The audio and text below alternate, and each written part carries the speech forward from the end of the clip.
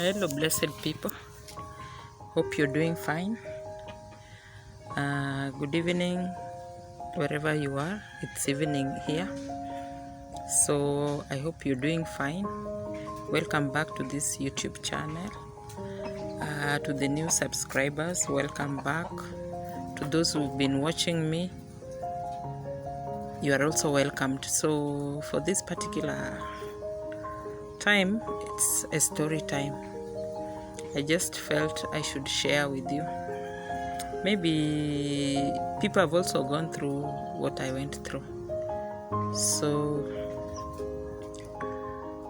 and somehow it derailed me or took me back.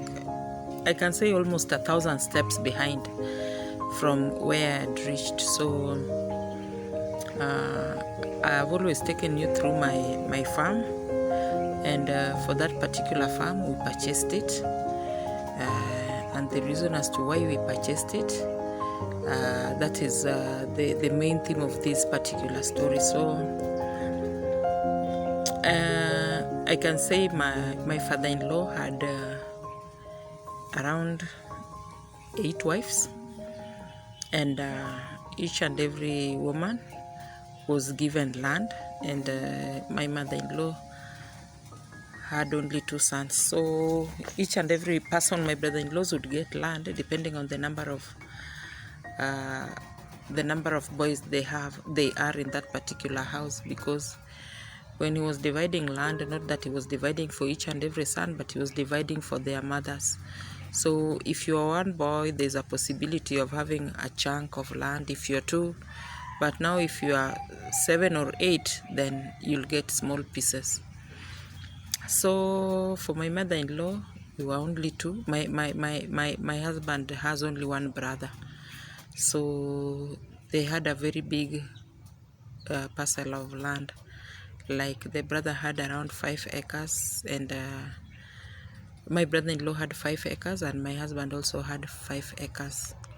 And then we had also other brother-in-laws who had very many tiny land. So for us, mostly we never stayed at home.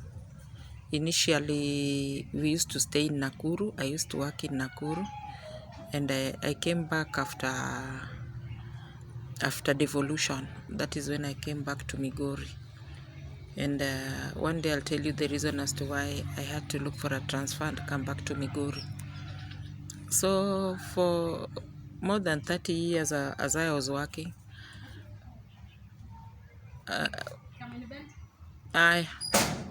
for all those years as I was working, we used to live in Nakuru. So we stayed in Nakuru for more than 20 years. So we could come home once in a while, maybe once in 2 years or something like that. And you know, when you come back home maybe for a week or so, you can never really know the real characters of people that you're staying with. And we had a permanent house. First one, we had a, yes, it's permanent, but it was made out of stones. So it was our Simba.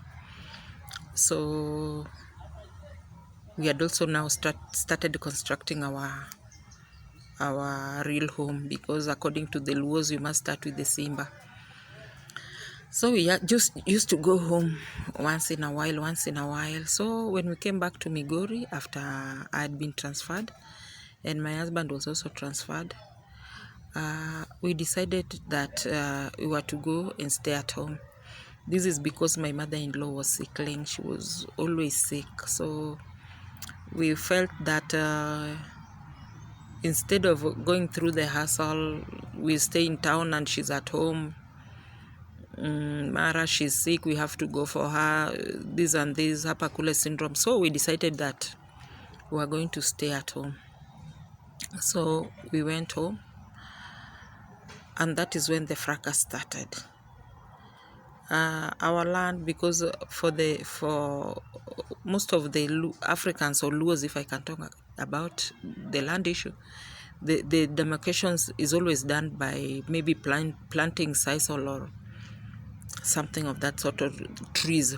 So for hours, my father-in-law had planted the sisal. So by the time we were going home, already we had lost my father-in-law. But it was only my mother-in-law who was alive, and she was always sick. So we bought cedar post, went and fenced our land, plus the barbed wires. This is because we wanted to use this land. And after doing that, and we spent a lot. You can imagine fencing 5 acres of land. We really spent a lot. So it was done. Then we started planting bananas. And these bananas, they were got from somewhere called Rapog. It's slightly far from our home. And we bought them. Then we had to hire a car, a pickup to bring them. Then also hire somebody to plant them. So, but we're not looking at the expenses, but we're mainly concentrating on what we are going to get at the end of it all. So we fenced the place. We started doing farming. We could plant vegetables and the rest. And I used to commute now from home. I was working in Kuria West, so I used to commute now from home to Migori, and then I take another vehicle from Migori to Kuria. So I found it was tiresome. Then we discussed it with my husband and mother-in-law, and she said there's no problem. If we are in Migori, then Migori is not far from home. So whenever she's sick, we can go for her, or we can go and visit her. And we thought it was wise that way. So we came to Migori and rented a house. So when we came to Migori, we rented a house. Then after a week, we were called to go home. So we were wondering why we were called to go home. Nobody really wanted to tell us the reason. We were just told, just come home. We have some issues to discuss. And when we went, it was such a big surprise. My relatives at home had decided to cut the barbed wire, and the cedar post were also used as a firewood and taken to, there's a big shopping center where the main activity is gold mining, and therefore there is a lot of money there. So they had cut this cedar post and converted them to firewood, and they had gone to sell. For the banana plantations, they had taken their cows inside there, and they had eaten all our bananas. So it was really annoying and demoralizing. But my mother-in-law told us that we should not complain or quarrel about it, because when somebody does such a thing, there is a reason as to why he has done it. Maybe he's waiting for us to react and then do whatever he wants.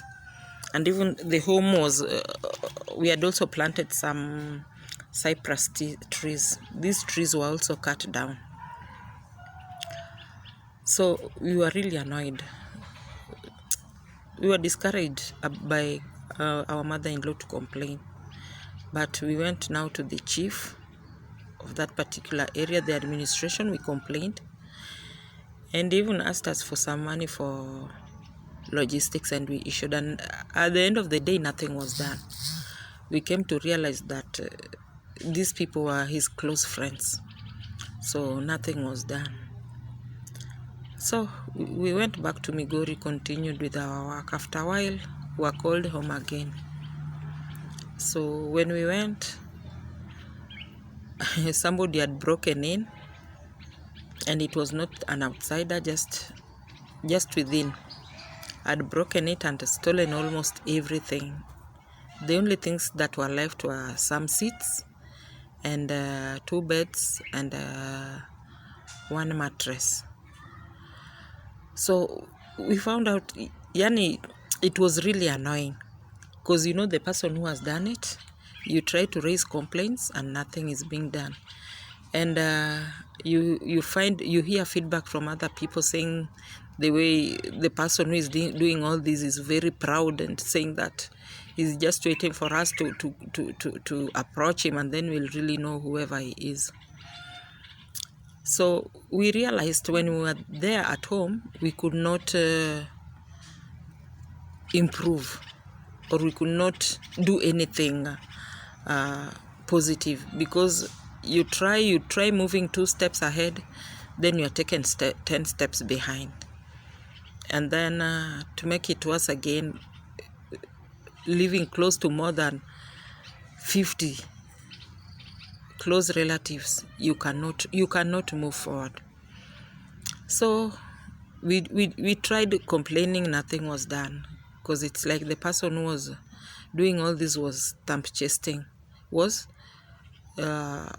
somehow timing us to complain or to approach him. So we came back to Migori again. So we continued that way. Each and every day we get negative feedbacks. So after a while we lost our mother-in-law. Now that is when we had the mother of all wars, because now we had lost our father-in-law, our mother-in-law is also gone. So the people who were interested in this particular land started complaining, how is it that we were given a big parcel of land, that it should be divided just because somebody has many sons. They should not, my father-in-law should have not divided the land based on the wife that he had, but on the number of children. So it brought a lot of issues. That is when, after my mother-in-law died. So we tried, but we could not. We discussed the issue, and we decided as a family that there's nothing we can do about the land issue. The best thing is to leave for them that land, if that is what is bringing all the chaos for us. Yes?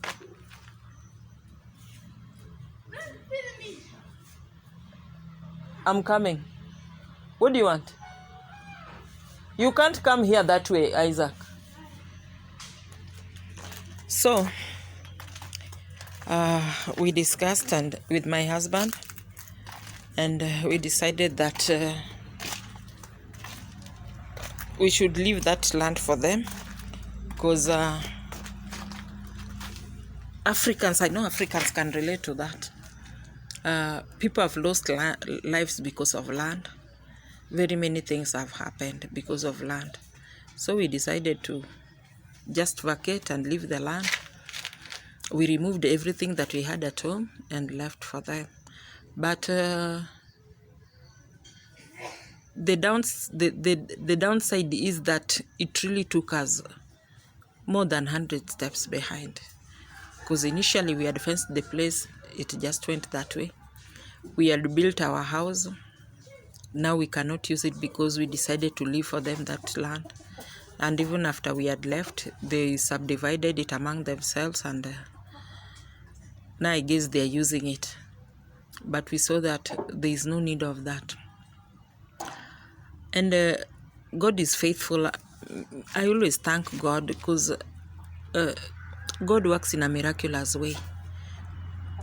Because after that, we still had the ability to get some money and purchase the land where I always film my videos. That land is around 100 meters from our home.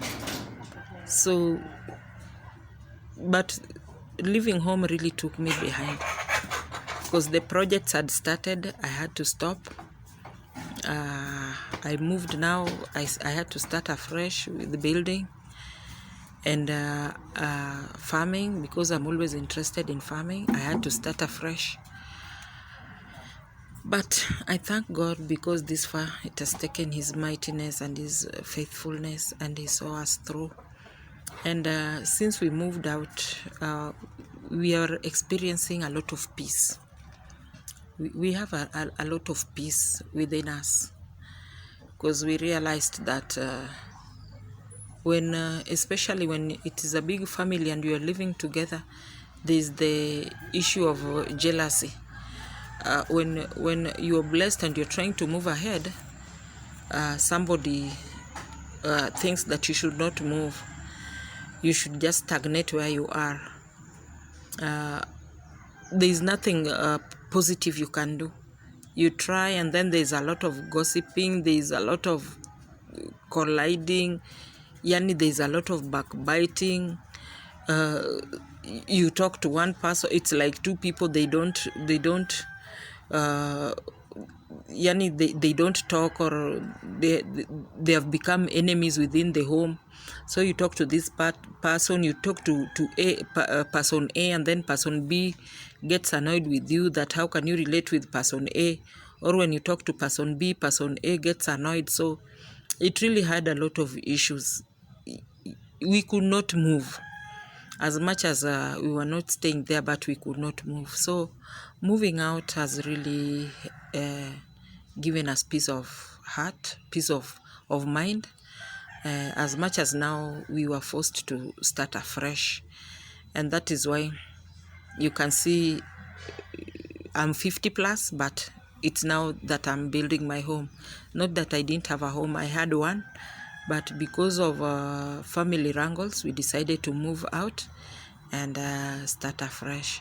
So my advice to us all, and I know it is very common with Africans, if it's possible, if God gave you, if you have any source of income, if possible, don't invest in your ancestral land unless you're alone and you don't have any family member fighting with you.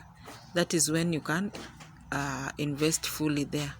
Otherwise, when you're many, you can invest, and then your investment will go to waste.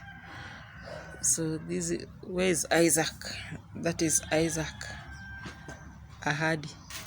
Come and greet my people, Isaac. Come. Hello. Introduce yourself. I'm David Isaac. Uh-huh.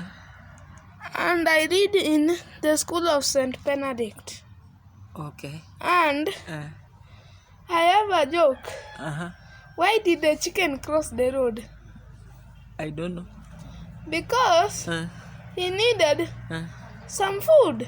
Okay. Oh, that is a very interesting joke. Then let me finish and then we'll talk. Sawa, enda ukafanye homework. So, if you have any other source, it is better. Nyiseri kokao. So, if blessed, please invest somewhere far, not in your ancestral land, because it will take you back. You'll never progress. And our more than 20 years investment went to waste, and therefore we have to start afresh. So if possible, just purchase land somewhere. Even if you had 100 acres, just let it go, because it is not worth your life. And another thing, it will make you stagnate. You'll never move forward. Just go and purchase land somewhere, and you'll see a lot of development. Just like since we moved, at least I've seen a lot of development, and I'm thanking God for that. So that is my story for today, and I hope you're blessed. So please subscribe, comment, and share my video, so that at least we can learn, because I know this particular issue of land affects almost, it's not only in Kenya or in my tribe, but it affects almost all countries in Africa. The issue of land and the issue of land grabbing, jealousy, and some go as far as killing their siblings just because of land. So if possible, just move away and let it be. I hope you've also learned something from my story, And I just thank God because He's faithful. And as much as, yes, you've moved 100 steps behind, but He's faithful, and he'll take us even to more than 1,000 steps ahead. And that is all for today. Have a blessed day, and God bless you. Please subscribe, comment, please, comment, and have a blessed evening. Thank you for watching, and have a lovely day, evening, and night. Bye-bye.